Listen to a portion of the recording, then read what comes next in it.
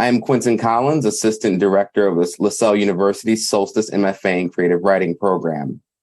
Welcome again to our Winter 2023 Evening Reading Series, with today's edition featuring several of our faculty and guest faculty. As we open this virtual space, I would like to acknowledge that the territory on which LaSalle University stands is that of the Pawtucket and the Massachusetts people. LaSalle's campus is a place to honor and respect the history of the Native and Indigenous communities who continue to reside in the area currently known as Massachusetts, and the continued efforts of their community leaders to ensure that history is not oversimplified or lost. This statement is one small step in acknowledging the difficult history that brought us to reside on this land and to help us seek understanding of our place within that history. Ownership of land itself is a colonial concept, and we acknowledge that the ideal restorative measure is to return land to Native and Indigenous communities. The Solstice MFA program of LaSalle University seeks ways to be part of a better future going forward. As we grow, we pledge to seek out Native writers for faculty and guest faculty. And meanwhile, we have established the Buse Fellowship for Native and Indigenous writers, which will be granted to an incoming Solstice student annually. We hope to inspire others to take action as well. One way you might do so is to consider a gift to the Native Land Conservancy based in the area currently known as Mashpee, Massachusetts. More information is available at nativelandconservancy.org. Tonight's lineup includes 10 readers who will be preceded by pre-recorded introductions by members of the Solstice community. Here is the order for tonight's reading. Faculty member Nicole Terez Dutton. Guest faculty member Anjali Enjeti. Guest faculty member Marcos Gonsalez. Guest faculty member, alum, and former assistant director of the program, Beth Little. Guest faculty member Jason Lutes. Guest faculty member Crystal Maldonado. Faculty member Sandra Scofield. Guest faculty member Nadia Shammas. Guest faculty member Ted Van Alst Jr. and faculty member Steven Huff. So we will now begin with our first introduction.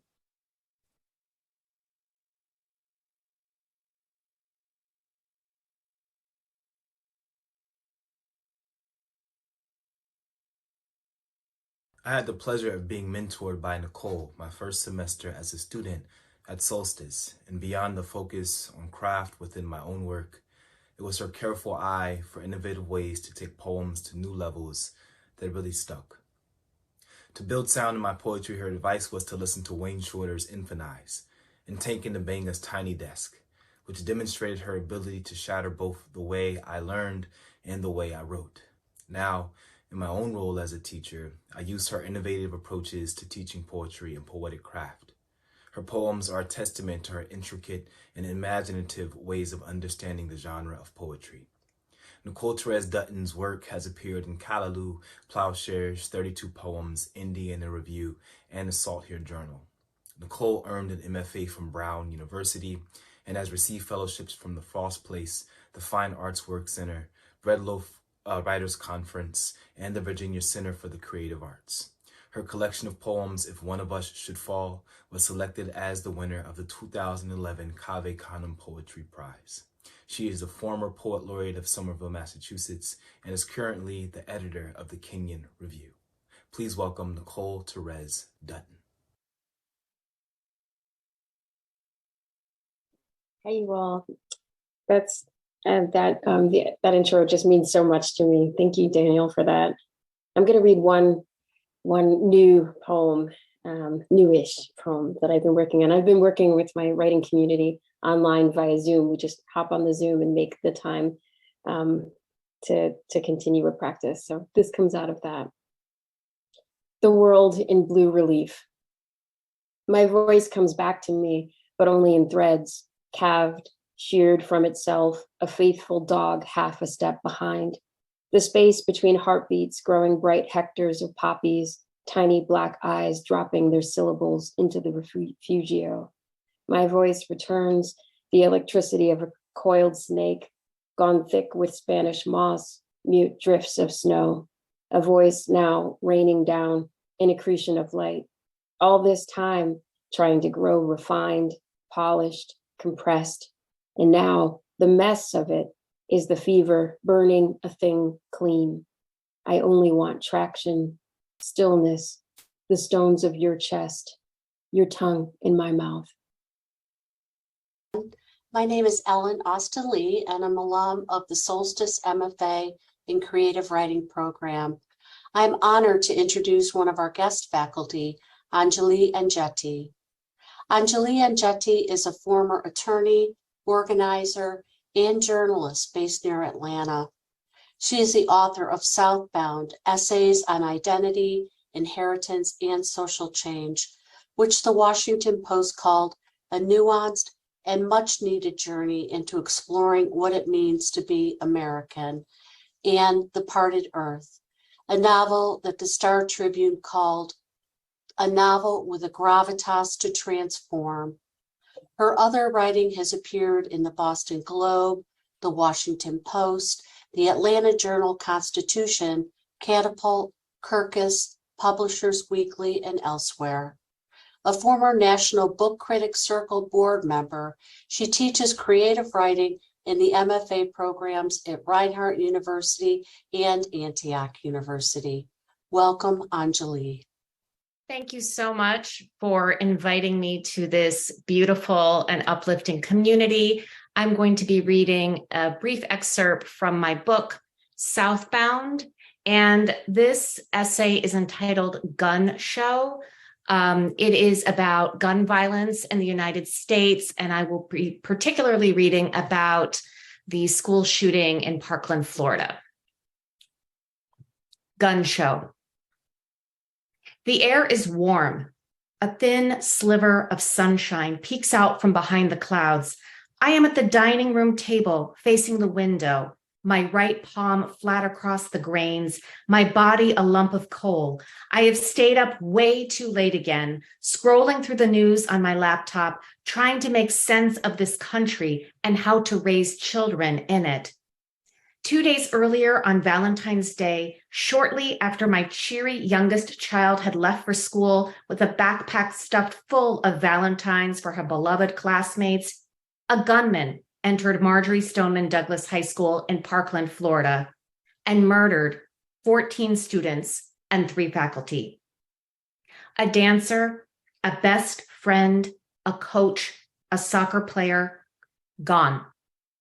Another community destroyed by gun violence. My heart, my mind is with Parkland. A few hours later, when I'm deep into work and have forgotten for just a few minutes about Parkland, I receive a text from my high school sophomore. Mom, the fire alarm went off. We never have fire drills during lunch period. I reread my daughter's message a few times before I can fully grasp the meaning behind it, before the weight of it brings my knees to the floor.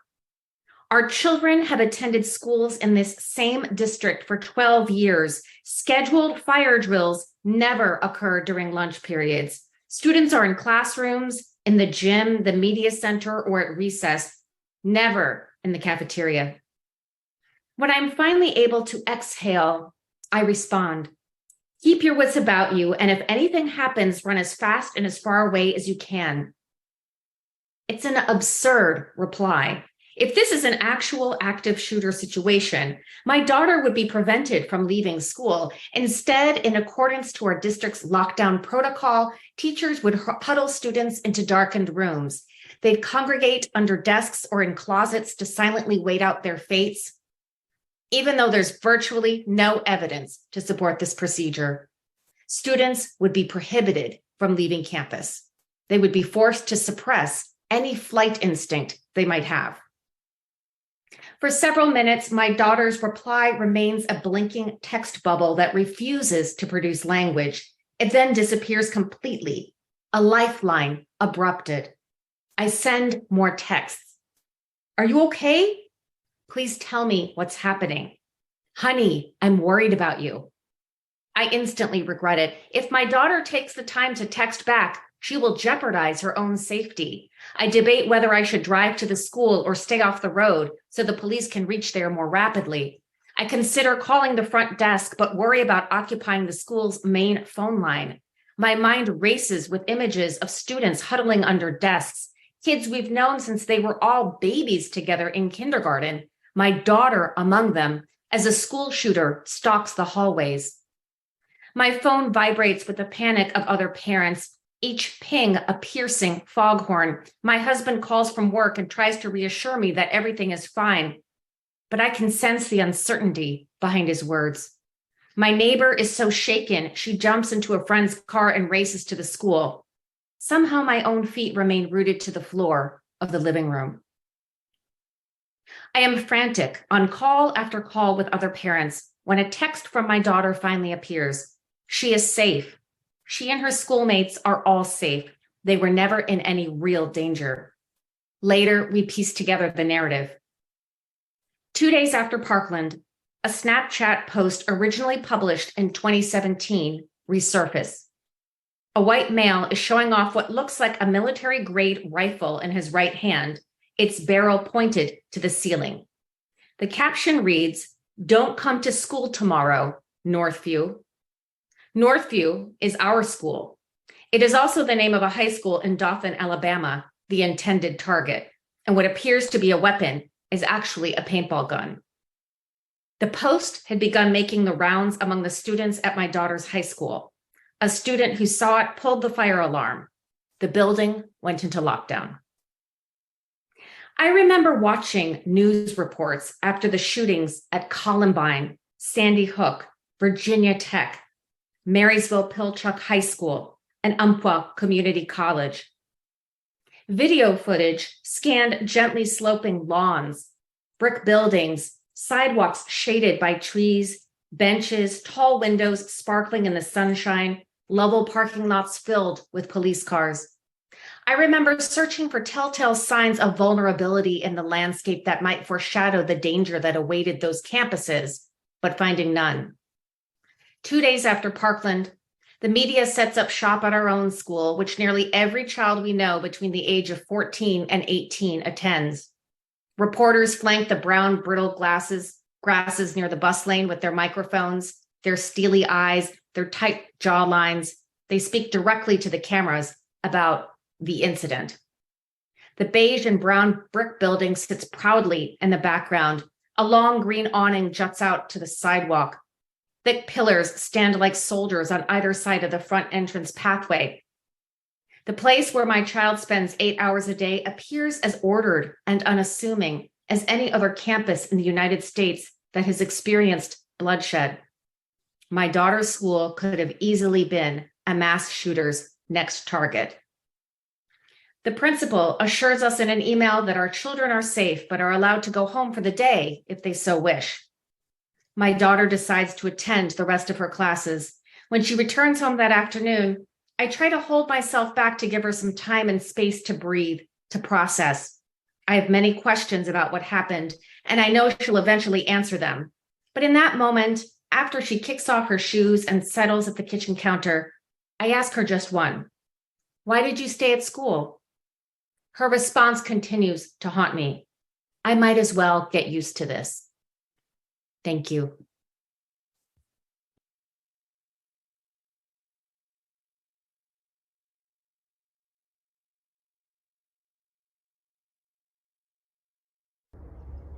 Hello from Maryland. I'm Therese Schlachter, a 2020 graduate of the Solstice program in creative nonfiction.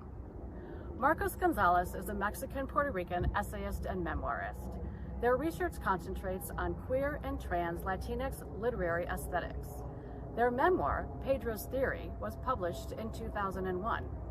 And under a New York Times umbrella headline, Memoirs About the Messiness of Life, was called thrilling, saying the pages have ballast, something we can appreciate here in Annapolis. Gonzalez's essays can be found in places like Catapult, BuzzFeed, and Literary Hub. We look forward to their upcoming book about queer, trans, Latinx nightlife in the urban US and Mexico. Please welcome Marcos Gonsalez. Hi, everyone. Thank you for that lovely introduction, and I hope you all are cozy where you are all at. So I'm going to be reading from my book, Pedro's theory, part of a chapter, which is an address or a letter to a neighbor that I had when I was a child. There are no photos of you and I, none of us playing basketball or running through the woods, hanging out on the block. My family and I have no pictures of you at all in our albums, but I know where to find you. The school yearbook. There you are, contained within a small square frame at the bottom row amongst your classmates. Your head is tilted down, demure, the eyes brown and like doe eyes. Is your gaze direct? I cannot tell, but I know the lips form into what is supposed to pass as a smile, but looks instead like a frown. But that is not your photo either. It is a photo of you taken by the photographer hired by the school, taken in the school library, the cafeteria, our white classmates staring on as the flash ignites in our eyes. Stay still, Pedro, they'll say to me. Let me capture this moment of you. We will sit still and quiet, lest they think we are disruptive. We will listen to their commands to smile, diverting our eyes as best as possible, inside roiling with anguish and pain and humiliation as the camera flash ignites against us. There are no photos of you that I have access to that are beyond this capturing. Instead, like a slideshow, in my head are moving images of that boy who lives down the street from the childhood me. Image after image of the boy you no longer are, but to me you will always be, because I do not know you as an older person. Maybe in order to write this, I need you to stay the little boy, to just be that boy named Pedro. Pedro, whose house at the end of the street isn't falling apart, but sure gives that impression. The blue paneled walls chipping in the bent out of shape screen door, the cemented walkway leading to the door lined with fractures, weeds in the cracks, cement chunks the size of Skittles tossed about, the occasional tufts of grass in the dirt yard, the chickens running around uncaged, pecking madly at the ground. Each window wide open, a darkness on the inside, a darkness sometimes broken by the brown eyes of an unnamed child peering out, brown eyes eyeing freedom.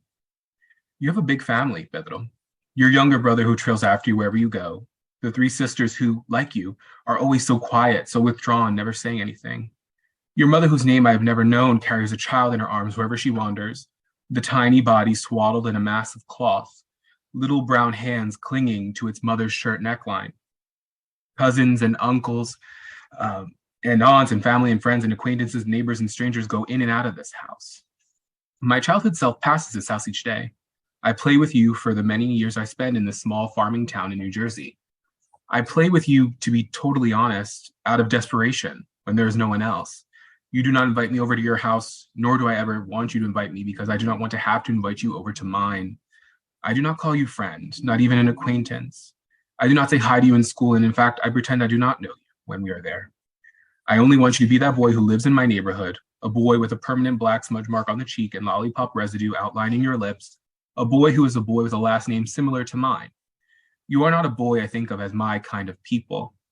My kind of people are the Johns and the Abigails and the Bethanies and the Chads, but that is a little bit hard to make happen considering they live on the opposite side of town, 15 minutes or so away, in those new developments with those spacious and well-manicured lawns, tended to by men like my father and your father, men who might very well be our fathers. Your father is someone like my father, Pedro. Papa Pedro hangs out on the street drinking beers. Papa Pedro lobs around his curse words loud and boisterous without care. Papa Pedro works sometimes when he feels like it, when he feels up to it. Stereotypical of him. He says hi to me when I pass by the house and I offer up a weak smile, barely cordial, amicably hostile. He knows my father and he knows my family, but I pretend as if he is a stranger to me, a nobody before me. My father is nothing like your father, and I feel blessed. My father promised his mother before coming to the United States from Mexico he would never drink again, and he has never broken that promise made nearly 30 years ago. He is the guy you ask for a loan knowing you will never have to pay it back because he is too nice to remind you to pay him. He is the guy never idle, never able to relax because he is too consumed with work, with laboring. But the ruse is up when I glimpse your father's eyes. His eyes, the shimmering soft brown like my father's eyes, like so many of these men and women's eyes who live in this neighborhood, lined with thunder-like streaks of red. The red is an effect of many causes, the field day dust, the sweat stinging the eyes, sleep deprivation, the sun's relentlessness, the straining of the vision to see if an ICE agent or police officer is entering the farm, the neighborhood, the street, the yard, the home, the bedroom. Our skin, our names, our physical features, our accents, our everyday mode of being gives us away as being in relation to you and your father in some way, but we are of a different stock. Or at least I want to tell myself we are different from you when I'm a child. You talk about how you will someday be a drunk like your father, how you will hang out on the street and never work. You drink canned soda and pretend you are drinking a Modelo. You rock back and forth, slurring speech, gyrating your hands around in mayhem. You wriggle your thin waist around chaotically and call it dancing. I find the rehearsal of your future self funny, grotesque, and somehow thrilling. Watching as you feign drunkenness without care of what others think, choosing to laze about and drinking and have a good time, though the world around you expects you to be an overachiever and self-hating and exceptional. When I, childhood self and future self, am always so composed, like my father, so moderated and so in check. Pedro, you're my antithesis. Pedro, you're all I wish to be. Thank you. Beth Little has 2 degrees in writing, an MLit in fiction from the University of St. Andrews in Scotland, and an MFA in writing for young people from the Solstice MFA program, where she subsequently worked for 3 years as the program's assistant director. Currently, she teaches humanities at the St. Paul's School in New Hampshire. Beth's work has been published in the anthology Somebody's Child, stories about adoption, Easttown Fiction, and the YA Review Network. She was awarded an SCBWI Magazine Merit Honor in 2016. Her most recent piece of short fiction for young adults, Where Did You Go?, can be found in the Silence Power issue of Hunger Mountain, spring 2019. Beth creates everyday characters who often find themselves in complex situations. Her keen sense of what it means to be human is what makes her stories sing. It is my pleasure to introduce Beth Little. Hi, thanks, Cassie. All right, so true. I'm a prose young adult writer, but today I'm going to read you a not young adult piece that is a poem. So it's called "Walking the Dog in an Ice Storm." She pulls, even against the pointed control of the metal collar. Neither of us wants to be here, getting pelted by the hard drops of ice. And yet here we are. I'd say suffering together, but I blame her for my being out here getting pelted. So together we are not. Her whine pierced my sleep again like a slap. Take me out, take me out. So I do, but first I whisper yell at her. You suck. I actually hate you right now. Harsh language, I know, but appropriate in the moment, I feel. She pulls again, and I resign to continue wide stance walk over the ice on ice of our dirt road. She stops to sniff again and again. Pattern. Walk, pull, sniff, circle, sniff, circle, dig, sniff, circle, pull, and circle, and sniff, and do nothing useful. And for a moment, the pelting stops, and I can look up, and the moon shows a sliver of body from behind a cloud. The trees take the stillness to rub their cold, bare arms together. The sound they make is a screech, and I hear a baby screaming in their branches, and I turn my head to scan the dark woods. I hear my son. Is he okay? Did he get lost out there in between the screaming trees? Can he see me through them? Hear my voice over them? Sweet one? You okay, Mama? Yes, baby, Mama okay. The dog pulls again and I'm back, walking her. Who's walking who? I hear every person I've ever passed while walking this dog. Ha, ha. I turn my ear to the trees. The sky opens in response, and I turn my face back down as the pelting begins again. The trees have quieted to give way to the whack, whack, whack on my jacket. The screams have stopped. The dog pulls and circles, sniffs and circles, squats, and success.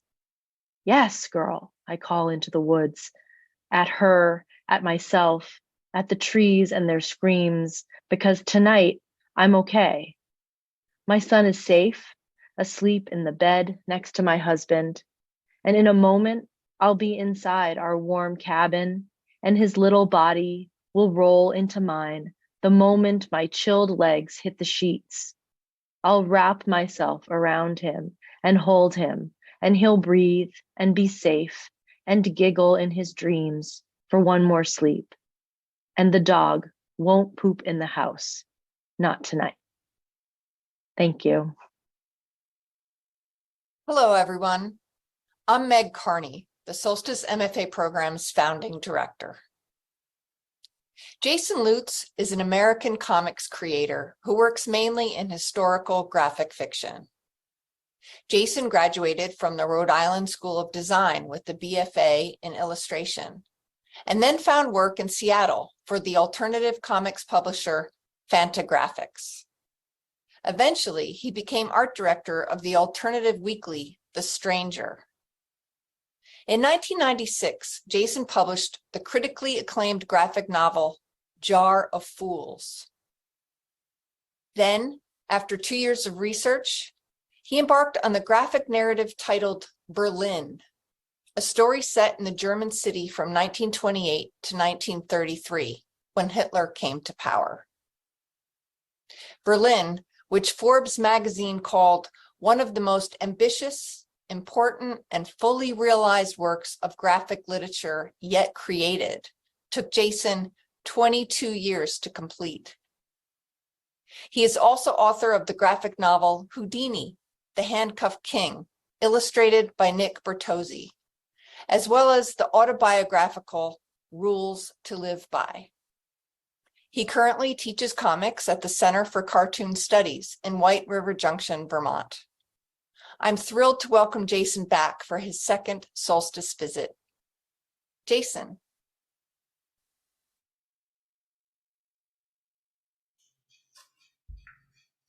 Hello.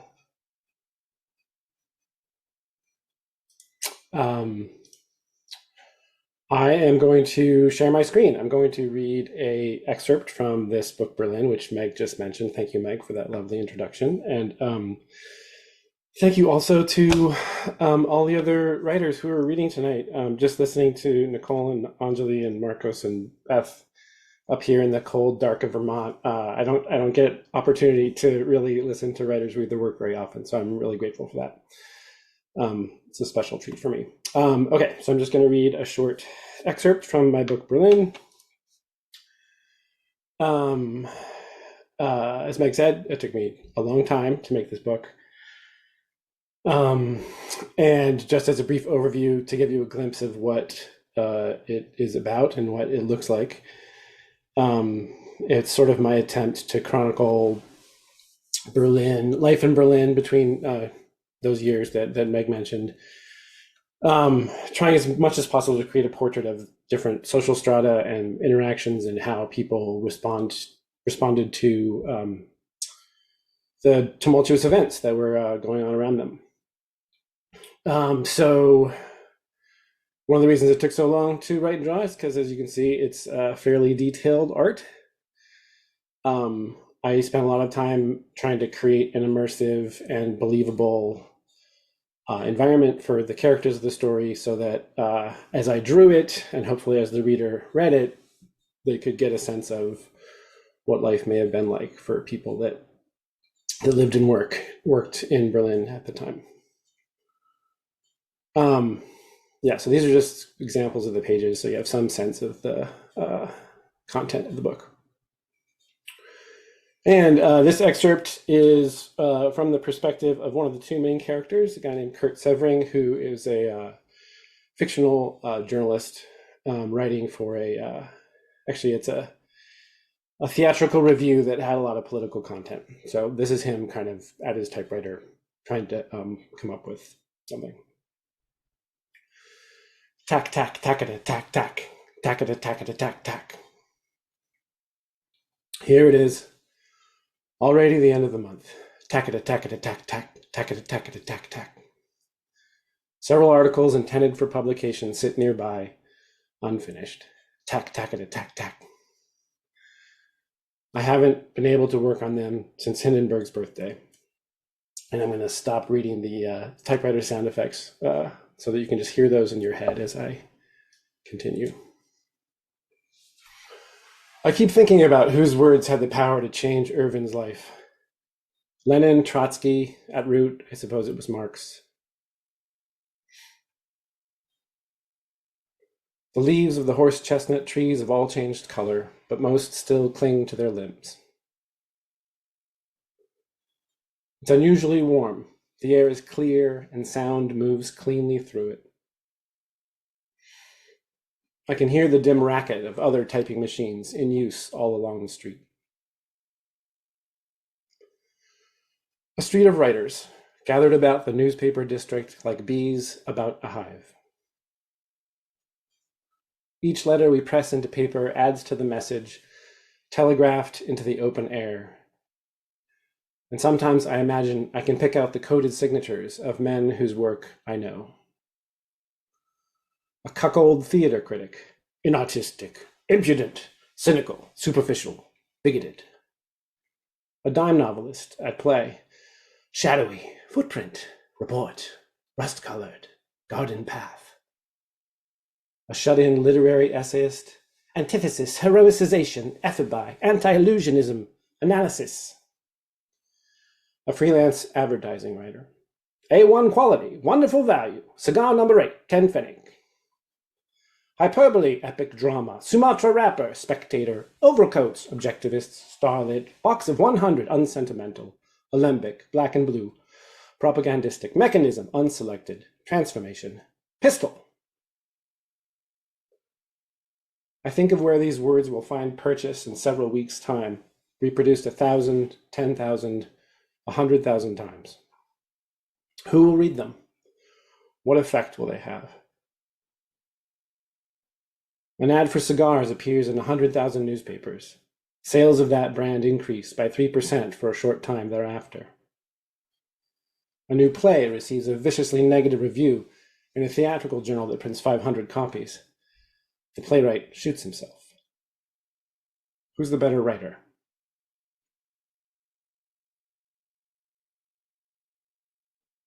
I imagine the daily output of the entire newspaper district. It makes me think of drowning, but I want to be able to see it another way. Instead, human history is a great river, finding its course along the lowest points in the landscape. And each page is a stone. Tossed without purpose, just to see the splash, thousands of them might raise the water level until it escapes the confines of the riverbed. The water spreads out, the force of the river diminishes, before long, a marsh. But if each stone is placed carefully and with purpose, perhaps something can be built, not to dam the current, but to divert its course. Berlin was built on a marsh. I hope it will add up to more than a pile of stones.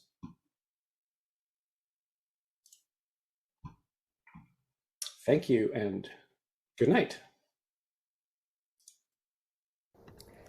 It is my pleasure to introduce guest Crystal Maldonado. The moment I started researching Crystal, I saw a kindred spirit in her. Then I read her novel, and that connection was solidified. About her work, Crystal has reflected, "When I was a little girl, I dreamt of books. Very specifically, I dreamt of writing a book, the kind of book I needed when I was young, a book that might take a reader's hand and tell them that they're not alone." In her words, I see my own mantra, my own dream, and that of so many underrepresented writers who write stories for their younger selves, who spent their childhoods reading the stories and the words of people who didn't look like them or live like them. I see you, Crystal, and while we are not the same in so many ways, your book made me feel seen. Crystal's debut novel, Fat Chance Charlie Vega, was a 2021 New England Book Award winner, a Cosmopolitan Best New Book, and a Pop Sugar Best New YA novel. Her newest novel, No Filter and Other Lies, explores teenage life in the social media age, the focus of her much anticipated class this week. Welcome, Crystal. We're so glad you're here. Oh my goodness, that was such a lovely intro. Thank you, Beth. You just made my whole night. So thank you all for having me tonight. I'm really excited to be reading an excerpt from my second novel, No Filter and Other Lies. So this explores queer and Latina identity, complex family dynamics, and the pressures of social media on anyone who isn't thin and isn't white. It tells the story of 17-year-old aspiring photographer Kat Sanchez, who yearns so desperately for acceptance on Instagram that she is willing to pretend to be someone else and fall into a web of lies in order to achieve it. So this is from chapter 1. One thing has been gnawing at me, especially lately. If my work is so good, why does it flop every time I share it on Instagram? I don't know what I'm doing wrong, but my account is practically dead. Just over 200 followers, way less than 50 likes per photo, and next to 0 comments. Yet my aesthetic on that account is amazing. Pull me up on your phone and look at my grid. Every single picture is serving a vibe and a color scheme and a mood, and they look as good as a whole. Now that is hard work.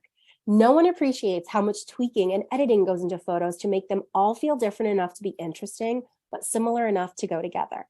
And I've nailed that. Plus, my photos are mostly street fashion with a focus on stylish Black and brown kids like my friends and me, which, come on. So what is it then? I shouldn't care, but I see so many people effortlessly rack up followers. I don't want Twitter fame. I don't want to be a TikTok star. I want to be recognized for my art. I just want my perspective as an artist and a human to mean something, to reach someone. And the boys, my friends who literally don't even care about social media, all have more followers on Instagram than I do. Hari Shah, a respectable 930 followers. Marcus Brown, an enviable 2,301 followers. Luis Diaz, a disgusting 5,843 followers. And Kat Sanchez, a tragic 209 followers. I'm ashamed of the fact that I know these numbers off the top of my head because I check them so obsessively. I can't stop.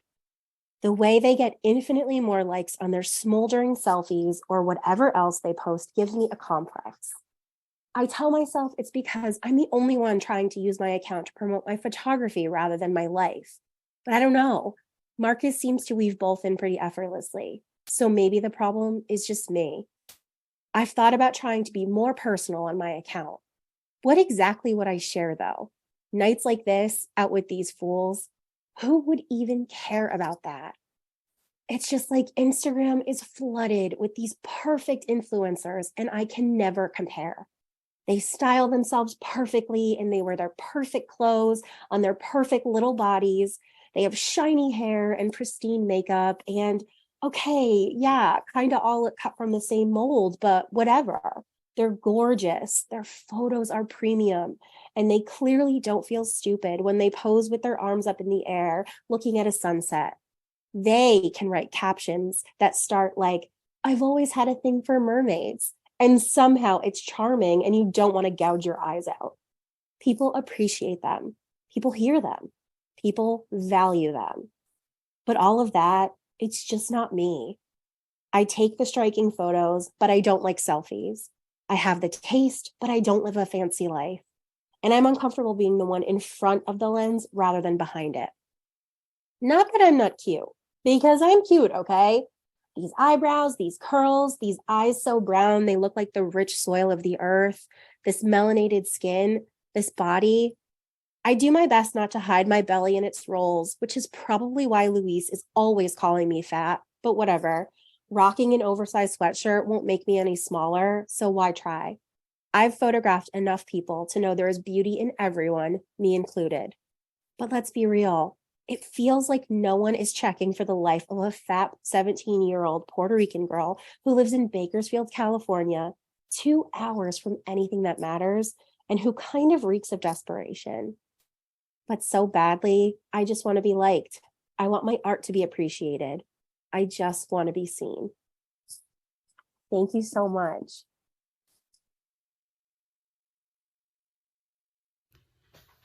Hi, I'm Lisa Mahoney, proud Solstice alum. For those who've worked with Sandra Scofield, I'm not telling you anything new. For those who haven't, let me enlighten you. She believes that stories matter. She teaches us to do the work and urges us to create our best sentences.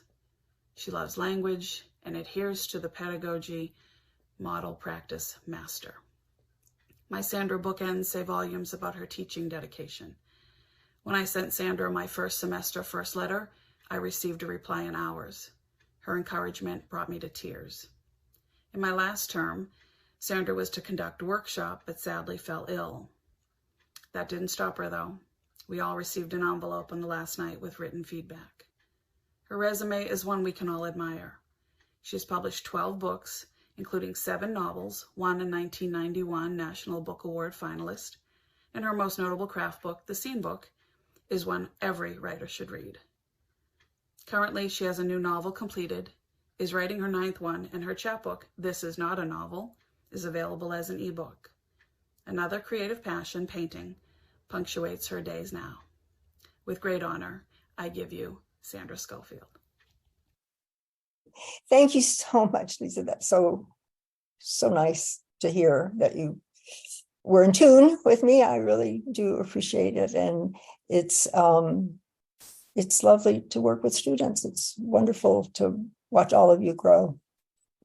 I'm going to read, well, first of all, I have a cough, and if I start coughing, you'll just have to be patient. I'm going to read a passage that for tonight I call Saved, and it is taken from the first chapter of the new novel that I've begun.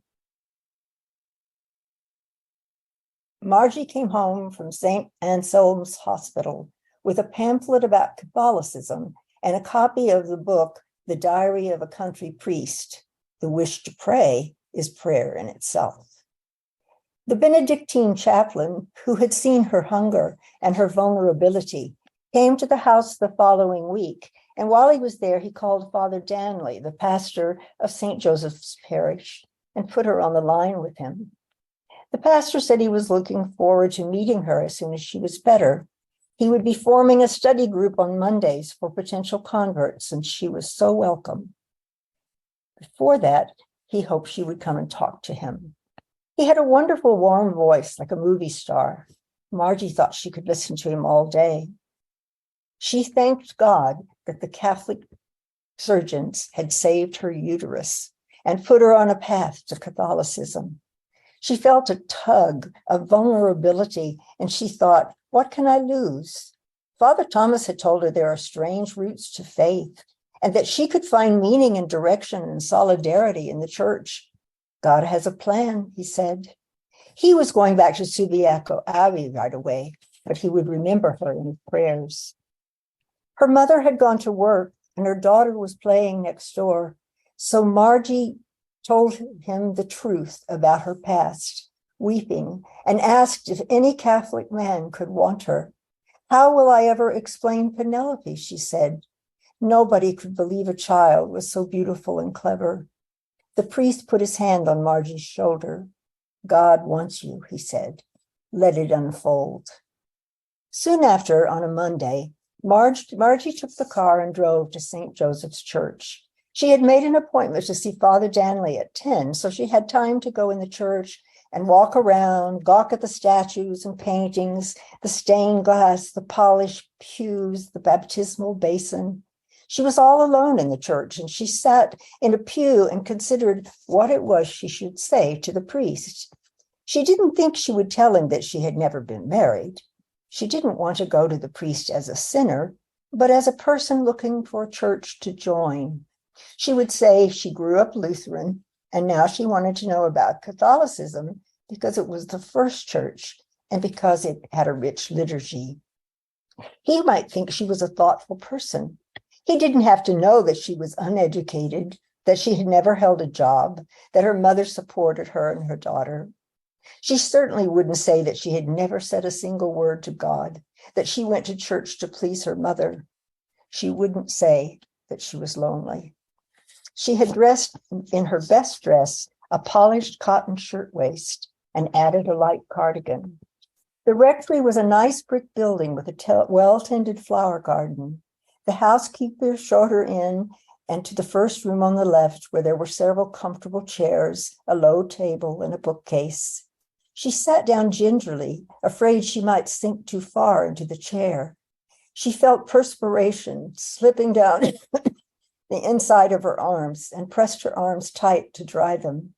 She was so nervous she could hear her heart beat in her ears. When the priest entered, she tried to get up, but he motioned her to stay seated. "Are you comfortable?" he asked. He clearly could see she was not. And then came the housekeeper, who set down a glass and a carafe of ice water. "Please help yourself," the priest said. "Mrs. Bell, isn't it?" "Oh, Margie, please," she said. Her face felt scalded. She poured a little water and sipped it. "I'm Father Danley, Margie, pastor of St. Joseph's. So glad you're here, and I hope I can answer your questions. I hope you are feeling well." And just like that, she was crying. Snotty, gulping, mortifying crying. Father Danley pulled open a shallow drawer in the table and took out an ironed handkerchief and gave it to her. He leaned toward her.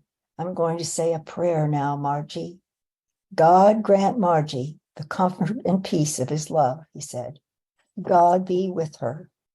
She wiped her nose and her tears, and she took a deep breath. It's all right, Father said. And she smiled. I know it is." For that day, for that season, Margie felt saved. Her soul, her womanhood. She didn't have a long view backward or forward.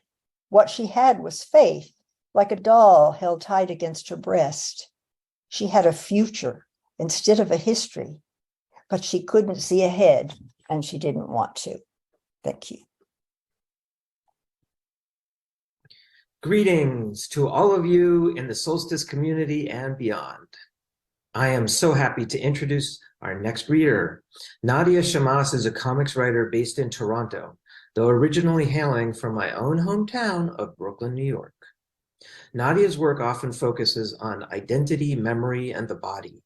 A prolific writer, she has published with Scholastic, Marvel, DC, IDW, First Second, Tor, Nightfire, on and on and on. Her YA graphic novel, Squire, done with artist Sarah Alfaghi, won the 2022 Harvey Award for Best Children's or Young Adult Book Award, presented at New York Comic Con. And her newest graphic novel, Where Black Stars Rise, illustrated by Marie Enger and published by Tor Nightfire, is a modern retooling of Robert W. Chambers' horror classic, The King in Yellow.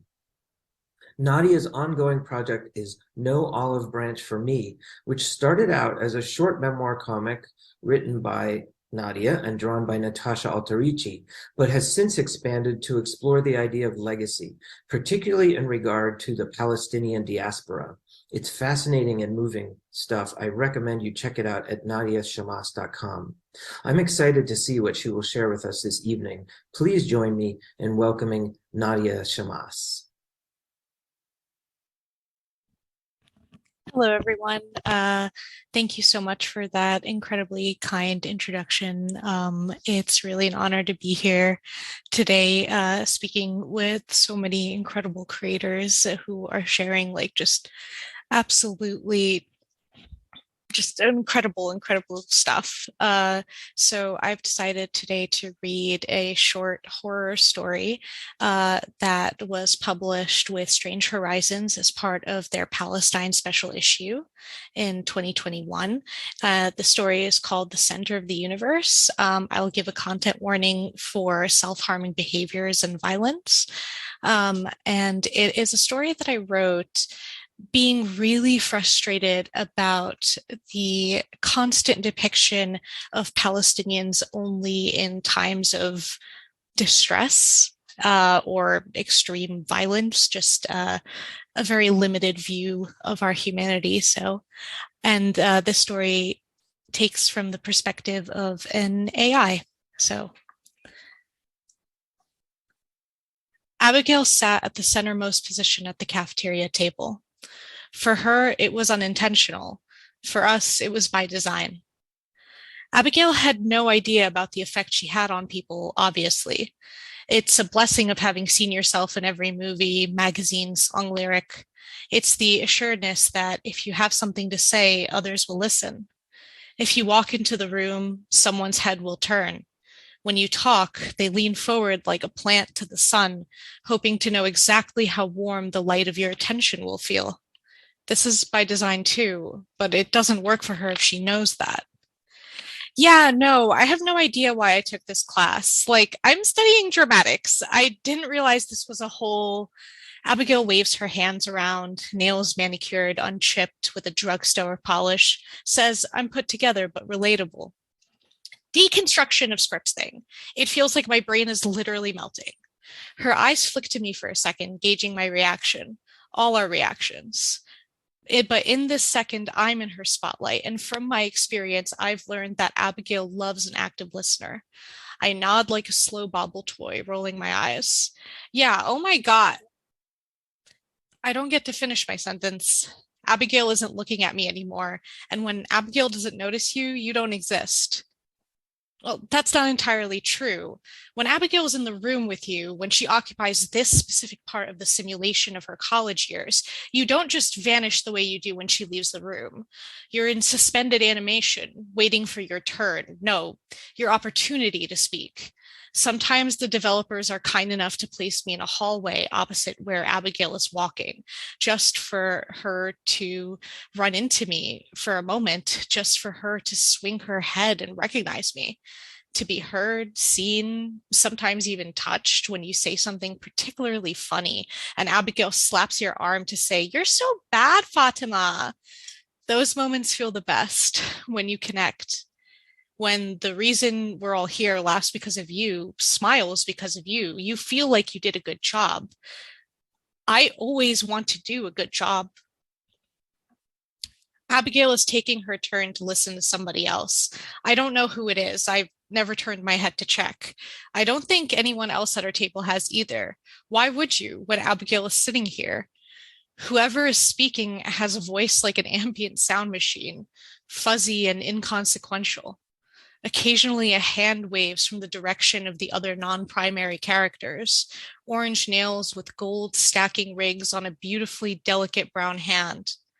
I wonder, when I'm awake enough to wonder, if Abigail has styled us in the trends of the current moment, or if that was the designer's intentions.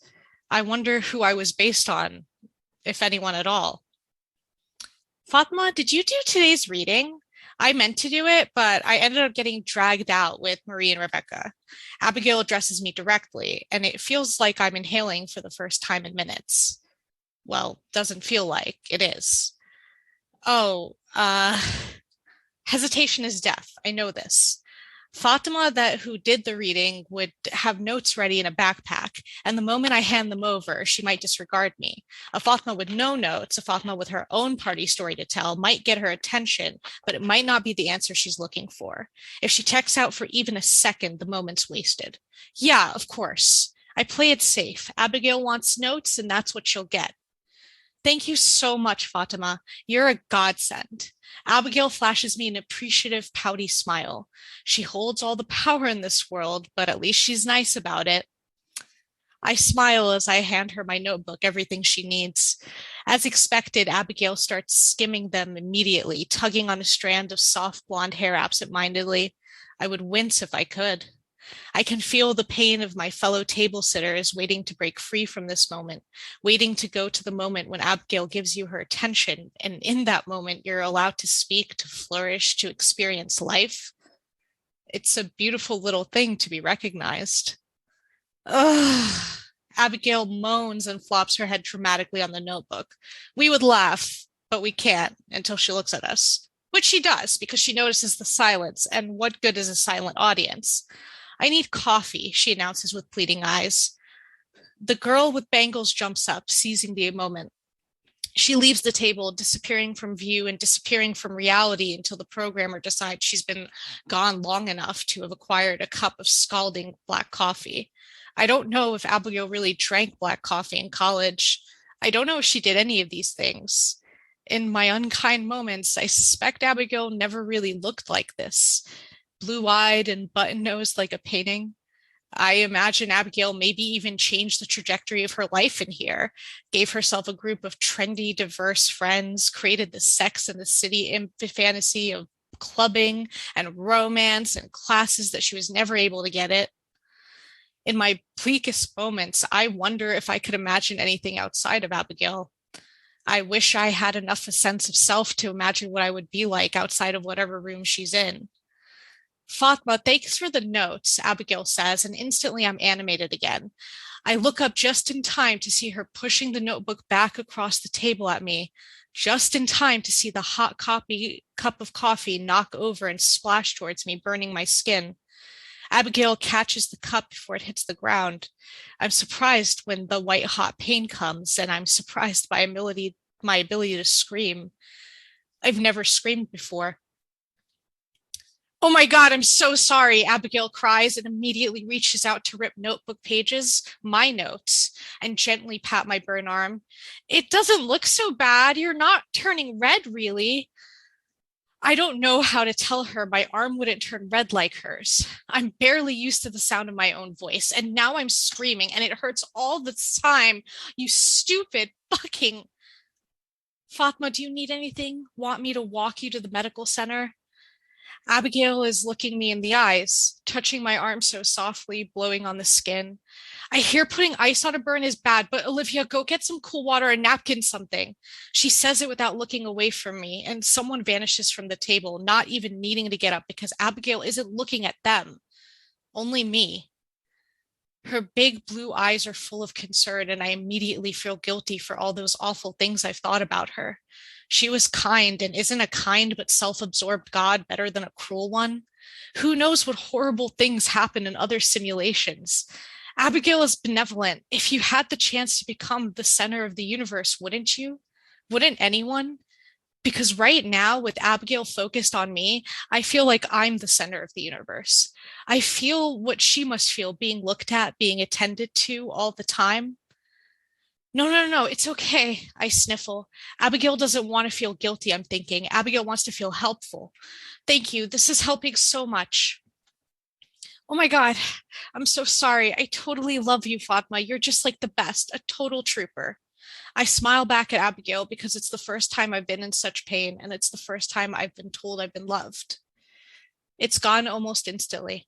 When Abigail turns her head to accept the wet napkin, the pain is gone. The lump in my throat, gone. My hot tears, gone. I miss the heat. I miss pain. I miss feeling like I'm in my own body, like I'm more than hands to gesture, a head to nod, a mouth to affirm. Once Abigail told me about a family vacation where she saw hands in a chapel trying to touch God. I didn't understand touch like that before this, but now I know the trick is getting God to touch you. But I want to feel something outside of her, and I can't do it without her. I'm so fucking tired of it. Thank you very much. Hello again, everyone. Theodore C. Van Alst Jr. is the Tillicum Professor and Chair of Indigenous Nation Studies, as well as Director of the School of Gender, Race, and Nations at Portland State University. Ted is author of the Mosaic novels Sacred City and Sacred Smokes, winner of the Tilly Olson Award for Creative Writing, whose judges remarked, Van Alst has not only written one of the few fictions about urban working-class natives, he has revealed the deep truths of growing up working class in 1970s America. Ted's scholarly publications include chapters for collections such as Seeing Red, Hollywood's Pixelated Skins, and Visualities, Perspectives on Contemporary American Indian Film and Art. Ted's fiction and photography have been published in such publications as the Southwest Review, the Rumpus, Red Earth Review, the Chicago Review, Indian Country Today, and the Massachusetts Review.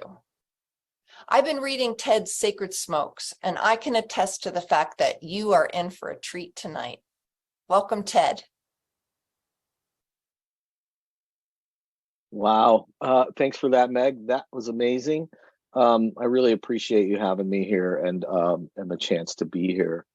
I'm going to read something, and I don't know, excuse me, if this is a Chicago thing or what, but I've been to the back to the hometown, and people have dedicated their readings. So I want to dedicate this one to Quentin. This one is set in Chicago. It's on the north side, though. Sorry, it's not set on the south side. But this is actually the first time I'm reading this publicly. So this is from a novel, a fully traditional novel that's out on Sub right now, and it's called The L, as Meg pointed out earlier. That's for The Elevated, which also runs through Chicago.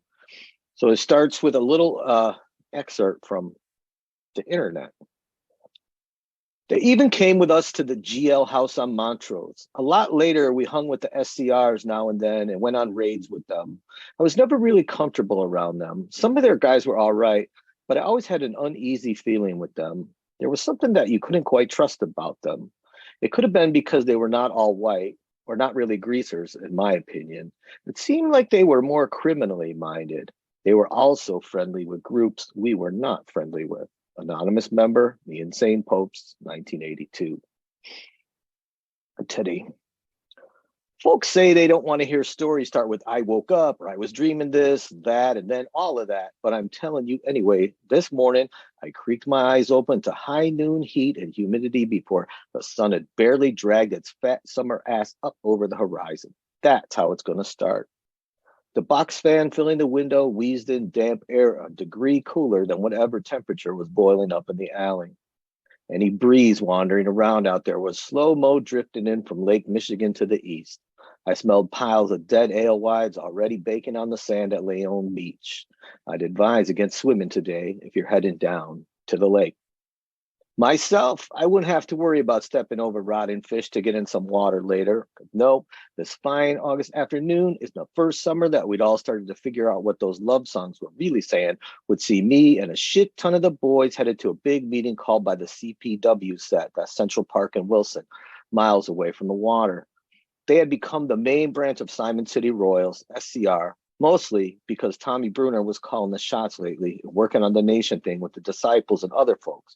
And they said Coco from the West Side Black Gangster Disciples would be there to tell the Gen Pop what was up. That meant we'd be headed out to Roosevelt High School, say Roosevelt if you want to pronounce it Chicago style, at least in my neighborhood. And either way, a big day. I hope someone would be looking out for me, for us anyway. Jesus, Coyote, Al Capone, whoever had a minute to spare, it didn't matter. I was sure all of us prayed to them equally. I walked into the kitchen and grabbed the short I had left in the ashtray last night, lit it with a pack of black and silver Playboy Club matches lying next to it on the chrome and Formica table. I went to flick off the little light above the stove, but instead turned up the front burner and threw on a tortilla from the pack on the counter.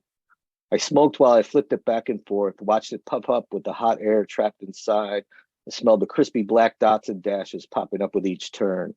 I set my cig next to a different batch of burn marks on the edge of the table and opened the fridge looking for the butter. We had real butter for now because my dad had traded for it, Kamad cheese and powdered milk or some shit. Otherwise, we just have what he called oleo. I've been living with him for the last few years after my ma kicked me out for keeping pistols in the house, and I found him a few neighborhoods away. She came home one night from waitressing at Gulliver's Pizza and was like, I want you out of here after school tomorrow. And I had to go to my buddy's funeral, then come home and pack a hefty bag. But that's a whole nother story. Maybe not all that interesting right now anyway. Maybe I already told you. So we'll go with this one here. The old man was at work. He left a couple hours ago, probably still drunk from the night before, but whatever. He never missed work unless he was in jail. I think about that years later. Like, how the fuck do you call in sick from 26 in California? He always did that shit that wouldn't get him eye bonded, like put people through plate glass windows, but he never lost his job. He always made bail. He got popped one time and my mom went to bail him out, but spent all of her time in the bullpen talking to some Black Panthers who are waiting to get transferred to 26 in Cal or maybe downstate. He didn't like that shit, complained about it to me after, and she bragged about it to me in a seriously casual way. But anyhow, yeah, he was good at what he did. I guess was a clerk downtown at the exchanges somewhere, handled physical deliveries for commodities traders, cattle, corn, lumber, pork bellies, and gold. I wondered why and how he ended up in that gig. And then I remembered our people did the same kind of shit back in the old days at Mackinac, trading post stuff. We were half-breed go-between, speaking multiple languages, moving goods back and forth. And it made sense we'd still do it. Why not?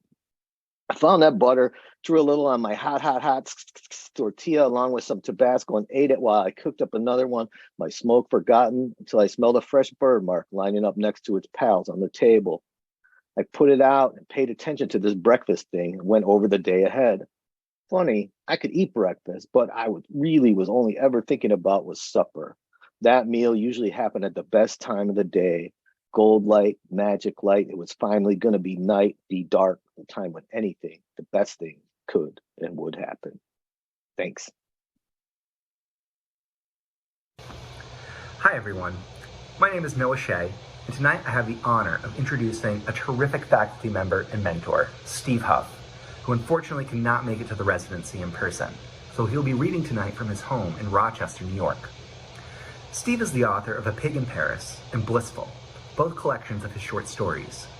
But Steve is not just a fiction writer. He is also a talented poet. He has published 3 collections of poems, More Daring Escapes, The Water We Came From, and most recently, A Fire in the Hill. Steve also served as the editor of Knowing Not, Essays on an American Poet. He is the founding editor of Tiger Bark Press, which has published over 30 collections of poetry and creative nonfiction. I've had the distinct pleasure of having Steve as a mentor for 2 of my semesters here at Solstice, and he was instrumental at helping me and many other students grow as writers. Those here who know Steve know that he possesses a deep well of inspirational writing wisdom, and they also know that he possesses a rich sense of humor. He has all the traits of an ideal teacher, and these traits drive his students to try to produce their best work for him. Without further ado, please welcome to the screen a truly multi-talented writer, Steve Huff.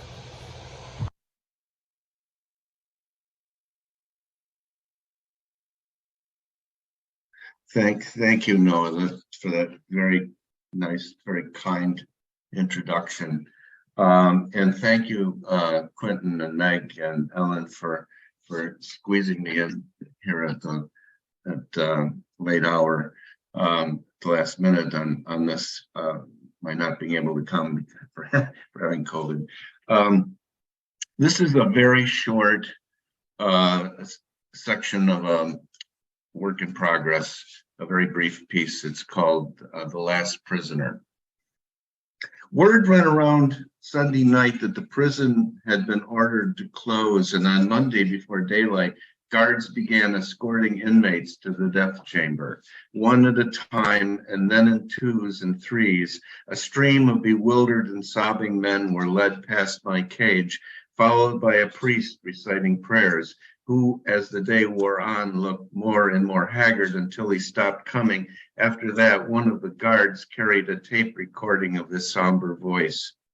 It was midnight, and I'd prayed and was calm and ready, the last prisoner, sitting on my cot in a vast room of empty, identical cages, taking deep breaths.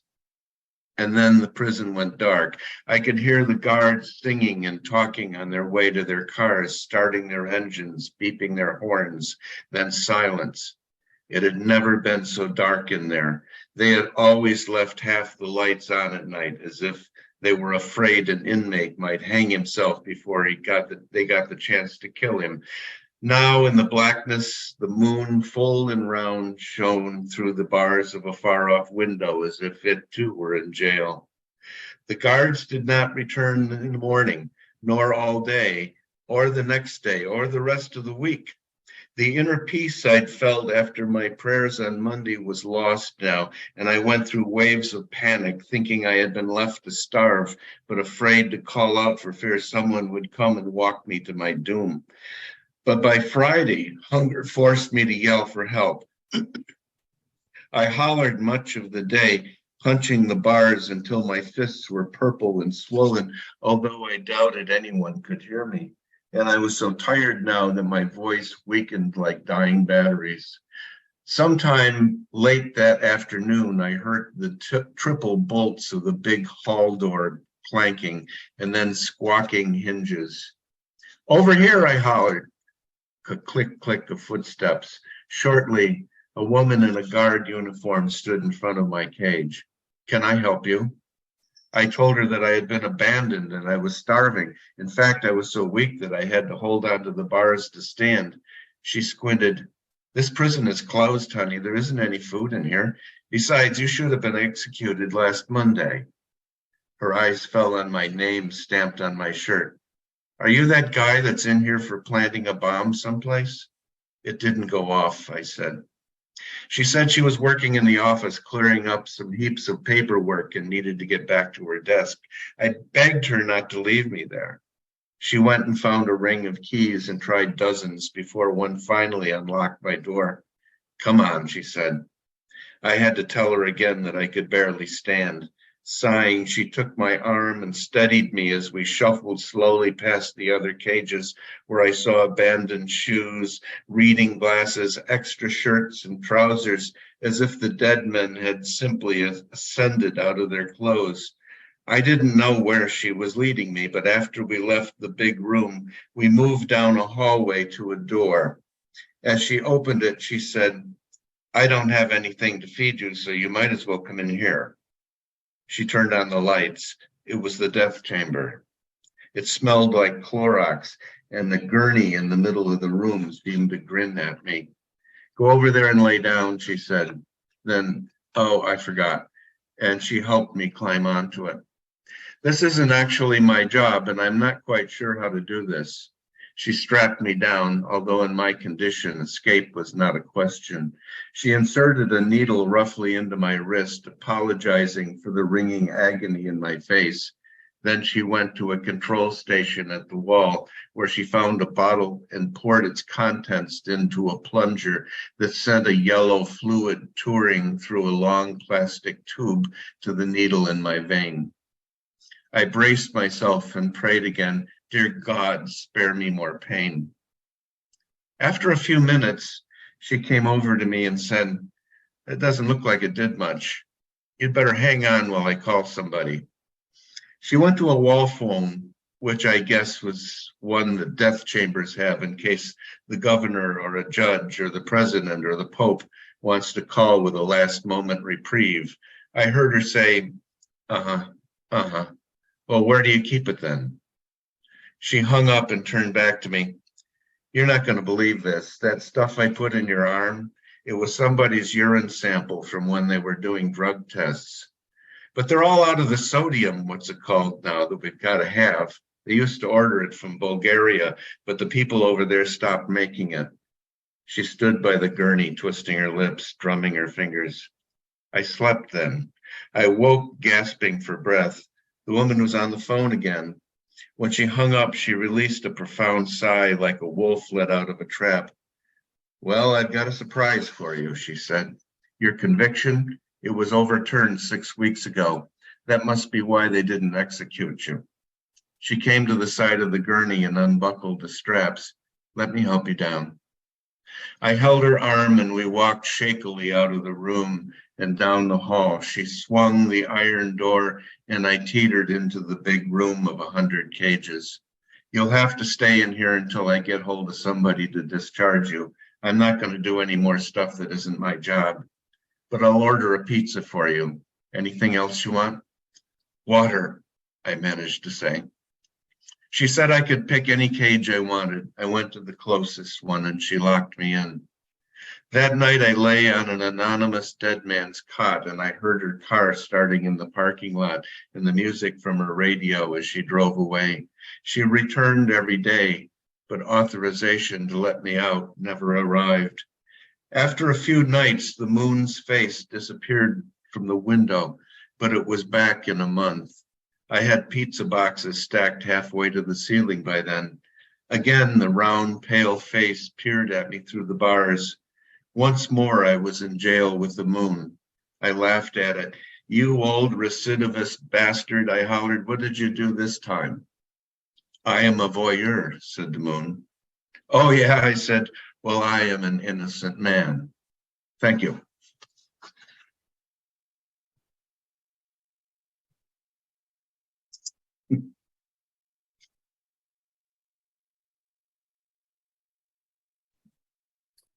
Wow. Thank you all for those amazing readings. Thank you to Nicole, Anjali, Marcos, Beth, Jason, Crystal, Sandra, Nadia, Ted, and Steve. And thank you all for joining us tonight for this wonderful virtual reading. Many thanks to our Zoom administrator and graduate assistant and alum, Ellen Austin Lee. Thank you to our founding director, Meg, and our other alum and grad assistant, Cassie Rubico, for getting things going for the virtual stream here on campus in Auburndale, Massachusetts at LaSalle University. I hope you all have a fruitful and safe night, and thank you again for joining us.